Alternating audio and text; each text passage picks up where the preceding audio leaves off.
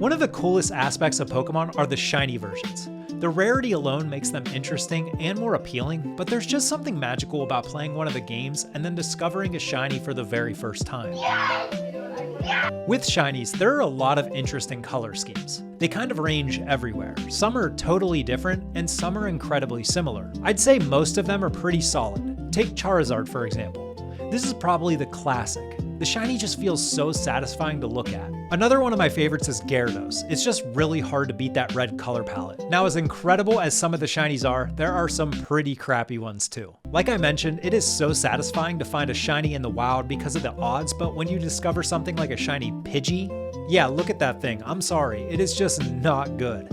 Another shiny that drives me insane is Garchomp. One of the sickest Pokemon, and yet they completely fumbled when giving Garchomp a new color palette. So today, I'm excited because I'm starting a series where I'll be showcasing all of the Pokeballs I've done in shorts the last few months, and I'll also be showing off the shiny versions that I don't always reveal in those shorts. Then I'm going to take it a step further and give my take on how the shiny should look. It's not going to be perfect, and like I mentioned, there are a lot of shinies that are already perfect, so I'm just going to have fun with it and explain why I chose that color palette and scheme. Now, I haven't fully decided on what order I'll be doing this admittedly, but for now, I've landed on doing it by the Pokédex entry because of two things. First, most of the creators that I showcase their designs focus on releasing Gen 1, so it's just most of the models I have available. And second, I showcase whatever Pokemon I feel like for that day on the short side, and I get a ton of requests for videos I've already done, so it would be way easier to just keep everything organized this way. That being said, the method just doesn't feel fair to people who want to see Lechonk.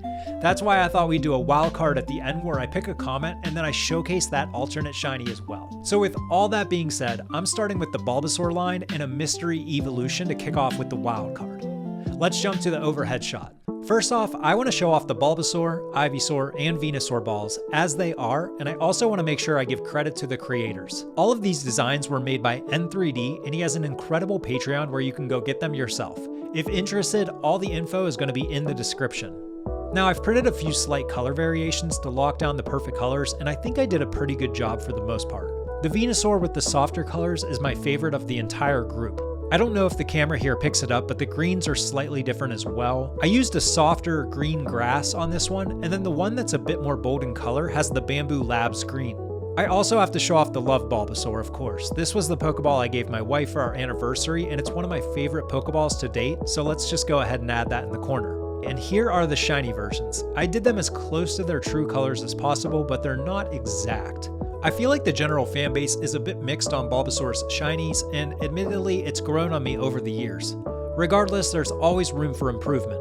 I do like Venusaur's changes though. Now, the Bulba line's colors give me summer vibes. I think we can take this idea and do something akin to an autumn-colored Bulbasaur line. I gave Bulbasaur this faded yellow body to make it look like fall without being too powerful as the main color of the palette. I really couldn't decide between this Anycubic green and then the Army green from Polymaker, but I ended up choosing the latter. That being said, I mixed the green spots between the two just to have some variety. Now, I wanted to keep green in Bulbasaur because it symbolizes the end of summer where there's still a bit of green happening, but everything is turning, so the bulb is just starting to fade in color here. Finally, I opted for a terracotta filament for the whips to insinuate that the bulb is fading even more. I like it and I think it's a viable alternative, but I'd love to hear what you think in the comments. Alright, moving on to Ivysaur, I used tan for the body to show aging happening between evolutions. I printed the leaves with this sunflower yellow because I tried the faded yellow like Bulbasaur's body, but I didn't love how everything felt bland and something really just needed to stick out. The terracotta vines from Bulbasaur is the same color I used for Ivysaur's bulb, and I think it all comes together pretty well and it starts to transition into the middle of fall, maybe even later of fall. Now before I jump over to Venusaur, I want to quickly show you guys how I film all of the daily shorts I put out and how much easier it is with the gear I use. A super useful tool here is the Yo-Yo digital monitor. They sent this over to me to try out and it has been incredibly helpful while I film with my phone. Thanks to the monitor, I'm now able to mirror and see my phone screen, making it way easier to see where my hands are and put everything closer to the center of the frame. It connects wirelessly, allowing me to be hands-free with it all, and it only takes about 30 seconds to fully connect it to your device. So I want to thank everyone at Yo-Yo for sending this over for me to try out, and I really appreciate how useful it's been. Okay, this is where things get spicy. I used a caramel for the body of Venusaur, which fades a bit darker from the desert tan I used on Ivysaur. Instead of the summer pink, I chose a deep red for the big flower and landed on orange for the leaves because I wanted Ivysaur's leaves to look like they're fading even more. Venusaur is really setting the mood for a late autumn vibe, so I used a dark chocolate color for the trunk of its plant. All in the white bits, usually in the flower, was replaced with a desert tan to give it a faded feel as well. Top it off with the sunflower yellow, and the Venusaur is actually looking pretty good.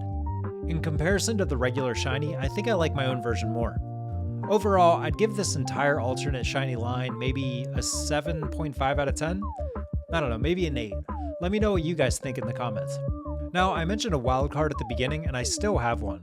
Let's show off this Flareon with inverted colors. I used a dual silk PLA and an iron metallic PLA from Ujoy Bio 3D, and they came out looking great. The transition from gold to pink in the flames here looks really awesome paired with the inverted Flareon style. If you watch along, you know how much of a sucker I am for the dark shiny variants. Anyways, Ujoy Bio 3D sent over both rolls of filament for me to try, and I wanted to give them a huge shout out for allowing me to test their products. If you want to try their filament yourself, be sure to check the description for all the information. Alright, I had a ton of fun making these with the autumn colors for the Bulba line. Overall, I think they came out pretty well, and I can see a world where they are the official shinies, but at the end of the day, I think I like the original shinies a little bit more. Now, if you enjoyed this video, be sure to give it a like and subscribe, and let me know who you want to see in future videos down in the comments. Thanks for watching.